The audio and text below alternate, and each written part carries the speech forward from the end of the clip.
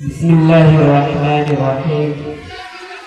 حامدا ومصليا عما بعد، فأعوذ بالله من الشيطان الرجيم. بسم الله الرحمن الرحيم. قل هل يستوي الذين يعلمون والذين لا يعلمون؟ وقال النبي صلى الله عليه وسلم: طلب العلم فريضة على كل مسلم. صدق الله العلي العظيم. علم ایک ایسی دولت ہے جو کبھی لٹتی نہیں، خرچ کرنے سے کبھی گھٹتی نہیں، پھر نہ کرنا تم کبھی اور تشنا لبی کے شکوے، آج میں خانے کا میں خانہ اٹھا لایا ہوں۔ صدر محترم، حاضرین مجلس اور اسٹیج پر رونق افروز بزرگان دین، دور دراز سے تشریف فرما مہمان اعزاز، السلام علیکم ورحمۃ اللہ وبرکاتہ۔ علم دین کے سلسلے میں آج میں آپ حضرات کے سامنے علم دین کے سلسلے میں آج جتنے مسلمان مرد اور عورتیں بے پرواہ ہے، اس کی کوئی حد اور انتہائی نہیں۔ ماں کی گود سے فراغت کے بعد بچے اور بچیوں کا ایڈمیشن کسی اسلامی مکتب، اس کے بعد ناظم نیپالی تقریر پیش کرنے کے لیے تیار رہے۔ ناظم اسلام پور۔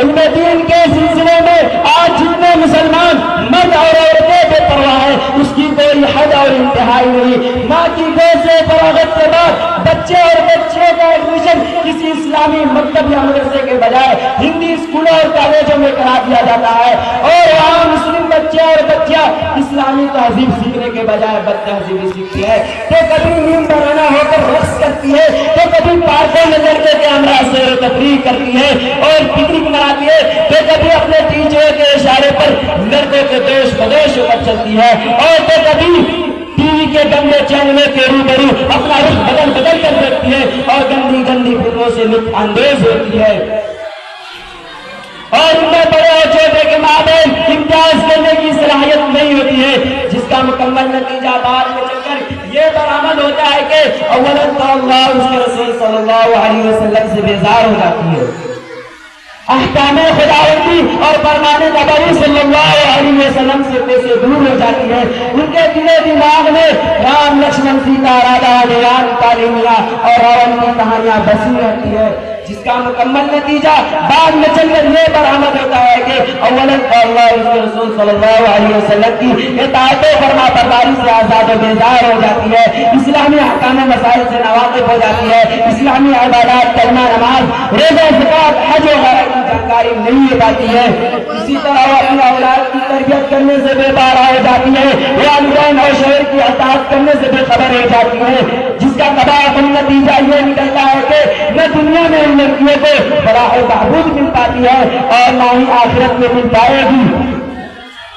ملت اسلامیہ کے فرزندوں، کیا آپ کو معلوم نہیں ہے کہ آپ کی یہ لڑکیاں، آپ کی مائیں، آپ کی بہنیں شمع محفل نہیں بلکہ شمع خانہ ہے؟ کیا آپ اپنے لڑکیوں کو اسکولوں اور کالجوں میں اس لیے تعلیم دلواتے ہیں کہ آپ کی لڑکیاں حکومت کی بار دور سنبھالے؟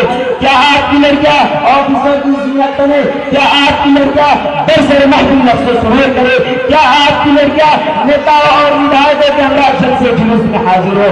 کیا آپ کی لڑکیاں فلمیں لغوے گنگنا اور قرآن مقدس کی تلاوت کو لغو فضول بتائے؟ کیا آپ کی لڑکیاں آپ کے سامنے اور غیروں کے سامنے، ہندوؤں اور عیسائیوں کے سامنے چوڑیاں پہن کر اسکیٹ اور بلاز میں ملبوس ہو کر رقص و سرور کے محفل کو گرم کر کے جسم کی نمائش کریں گے؟ پردہ جس کو شریعت مطہرہ نے عورتوں پر فرض قرار دیا ہے، اس کو جیل سے تعبیر کریں گے۔ مسلمانوں، یہ حرص و طمع چھوڑ دے، یہ لالچ چھوڑ دے، انہیں ہرگز ایسی آزادی مت دے کہ جہاں چاہے شوق سے جائے، جس سے چاہے لو اسٹوری کر کے فرار ہو جائے، جس سے چاہے شادی کرنے کے لیے تیار ہو جائے، بے حیائی اور بے پردگی کو اپنا مقصد تخلیق سمجھے۔ میں انہی چند باتوں پر میں اپنی تقریر کو ختم کرتا ہوں۔ وآخر دعوانا الحمد للہ رب العالمین۔